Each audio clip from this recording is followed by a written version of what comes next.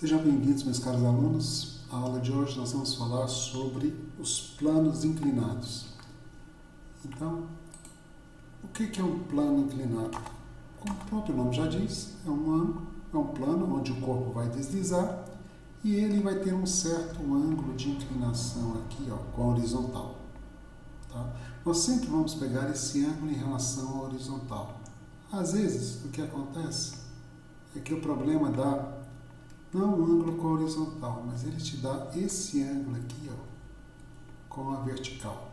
Por exemplo, às vezes ele coloca um ângulo de 70 graus. Se ele fizer isso, lembra que nosso triângulo é retângulo. Em vez de você trabalhar com ângulo com a vertical, você vai trabalhar com um ângulo de 20 graus com a horizontal. Tá ok? Então, o primeiro detalhe sobre o plano inclinado, sempre nós vamos medir o ângulo em relação à horizontal. Torna a solução mais fácil. É possível pegar o ângulo na vertical? É, mas por enquanto vamos trabalhar assim. Esse imóvel está sob a ação de duas forças, o peso e a normal. O peso é perpendicular à superfície horizontal e a normal é perpendicular ao plano inclinado. Tá ok? Essas duas forças vão me dar a força resultante. Antes da gente resolver o problema de plano inclinado, vamos lembrar um pouco sobre decomposição de forças. Olha só, eu tenho esse vetor A, que ele pode ser decomposto em duas forças. Ou eu posso dizer que o vetor A nada mais é do que o vetor AX somado com o vetor AY. Essa soma desse vetor com esse é o vetor A. Eu posso dizer que esses dois vetores perpendiculares somados dão um vetor A, ou posso dizer que o A é a decomposição dos dois vetores, é a mesma coisa. Observe esse triângulo que eu estou destacando aqui. Tá vendo? O AY, esse lado aqui é o AY, ele aparece aqui. Este lado é o A. E esse ladozinho aqui de cima tem a mesma medida do AX, que aparece aqui. O nosso ângulo com a horizontal, então está aqui no ângulo de referência. Para este ângulo de referência, esse lado é o cateto oposto, esse lado foi chamado de cateto adjacente e esse lado foi chamado de hipotenusa. Todos com relação a este ângulo. Bom, o que acontece? Eu quero relacionar o AY e o AX com o vetor A. Para fazer isso, eu vou usar duas proporções que é chamado seno e cosseno de um ângulo. Quem é o seno de qualquer ângulo? Seno de qualquer ângulo, lembra? Cateto oposto sobre hipotenusa. O cateto oposto é o AY, a hipotenusa é o A. Quem é o cosseno de qualquer ângulo? Cateto adjacente sobre hipotenusa, o AX sobre o A. Com isso, eu posso escrever então que o AX é A cosseno de θ, pega o Azinho ali multiplicando, e eu posso escrever que o AY é A seno de θ. Pega esse Azinho, joga para cá, ele vem multiplicando.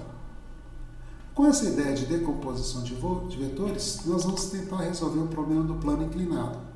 O nosso plano cartesiano, nosso eixo cartesiano vai estar aqui, numa direção que a gente chama de tangencial e uma direção que a gente chama de normal. Aqui estaria a força peso, que eu vou decompor nessas duas forças azuis aqui. Uma decomposição peso na direção normal e uma decomposição do peso na direção tangencial. Lembrando sempre que esses aqui são vetores. Tá ok? Então, ao invés de ter um problema de duas forças, a preta e a verde, agora eu vou ter três forças. A força normal de preto e as duas forças de azul aqui. Esse aqui é o meu ângulo de inclinação. Lembra sempre, aqui, esse ângulo aqui é um ângulo de 90 graus. A normal é sempre o peso é sempre perpendicular à linha do horizonte. Agora, observe este pequeno ângulo que está aqui. Se esse ângulo vale 10 graus, esse ângulo aqui de cima, entre o peso e o plano inclinado, ele valerá 80 graus. Por que ele tem que valer 80 graus? Porque a soma dos dois tem que dar 90, com 90, 180.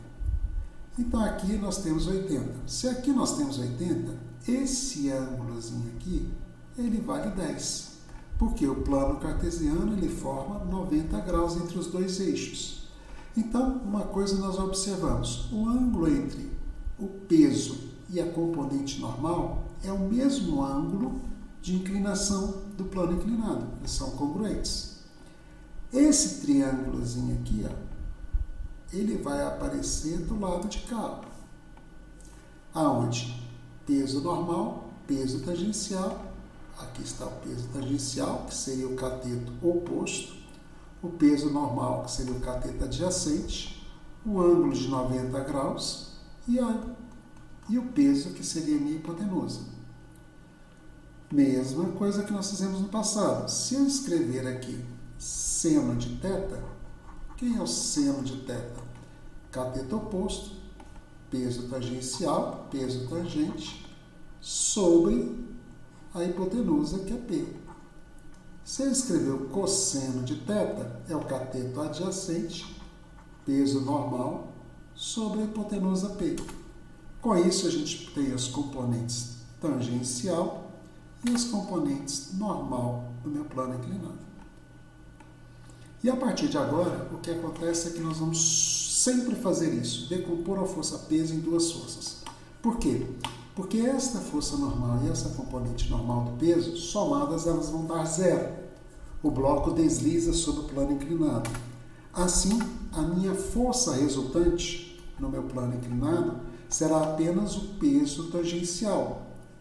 E aí, eu vou ter a força resultante, massa vezes aceleração, igual a mg seno de θ, peso vezes seno, corta o peso.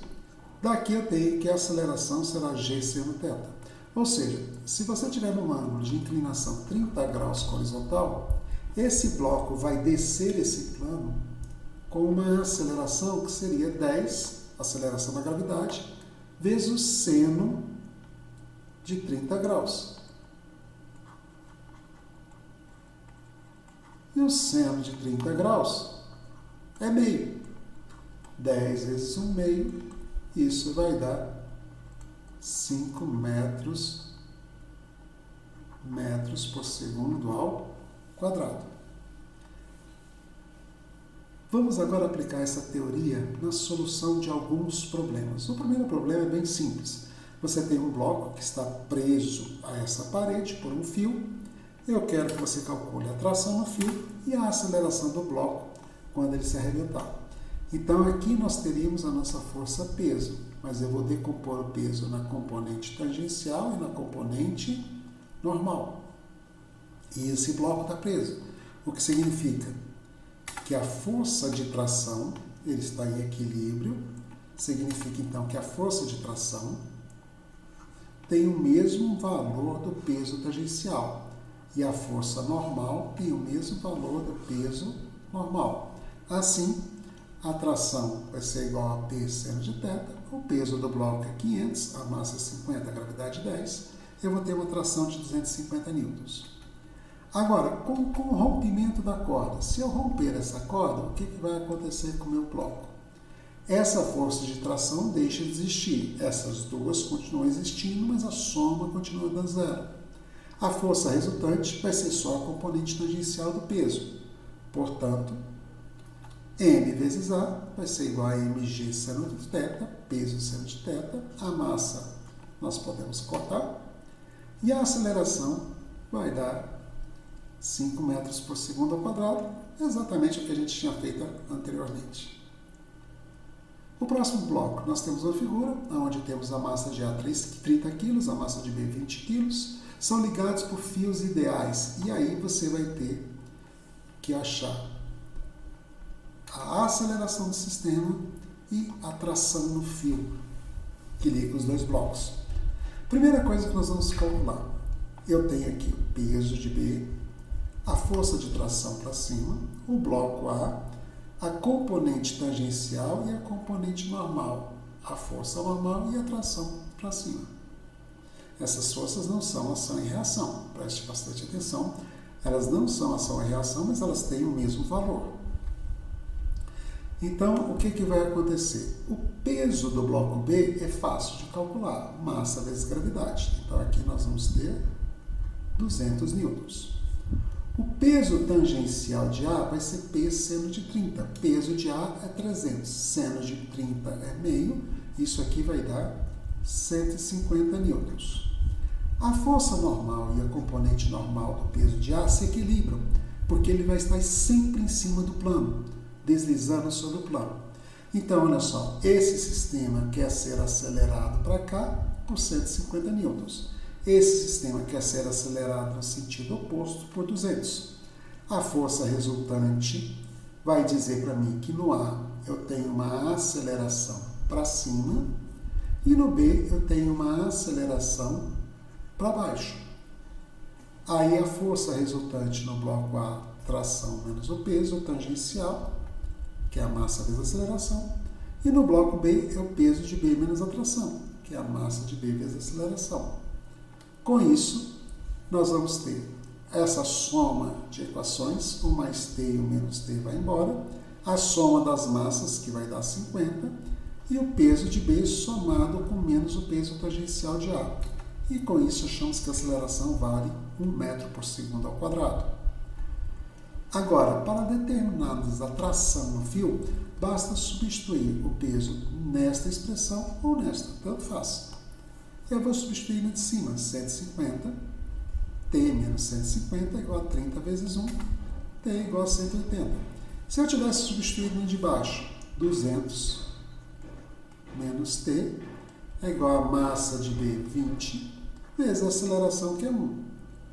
200 menos 20 é igual a T, a tração é igual a 180 newtons. Também muito fácil de ser calculado. Então, a aula de hoje nós falaremos somente sobre o plano inclinado.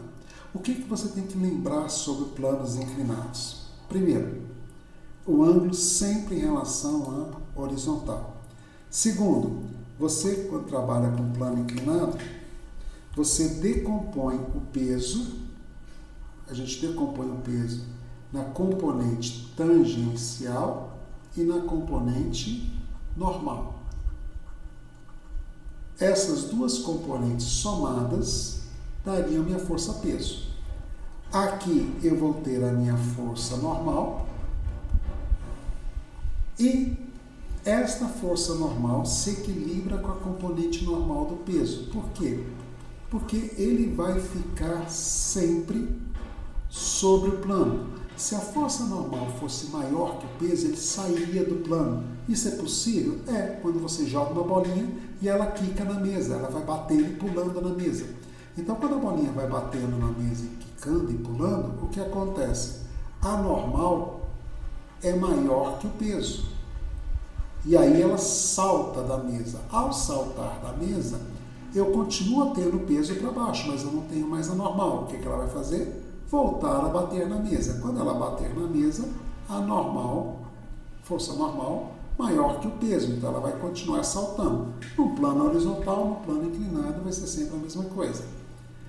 E aí, você decompondo a força normal, você decompõe a força peso.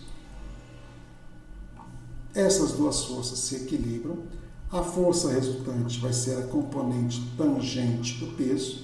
A força resultante, m vezes A, é igual ao peso tangencial P seno de θ. M vezes A é igual a mg seno de θ. A aceleração seria igual a g seno do ângulo. Ok? Com isso, nós fechamos a aula de hoje, meus queridos. Próxima aula, nós vamos trabalhar basicamente com solução de problemas de polias fixas e polias móveis. Um abraço a todos e bons estudos.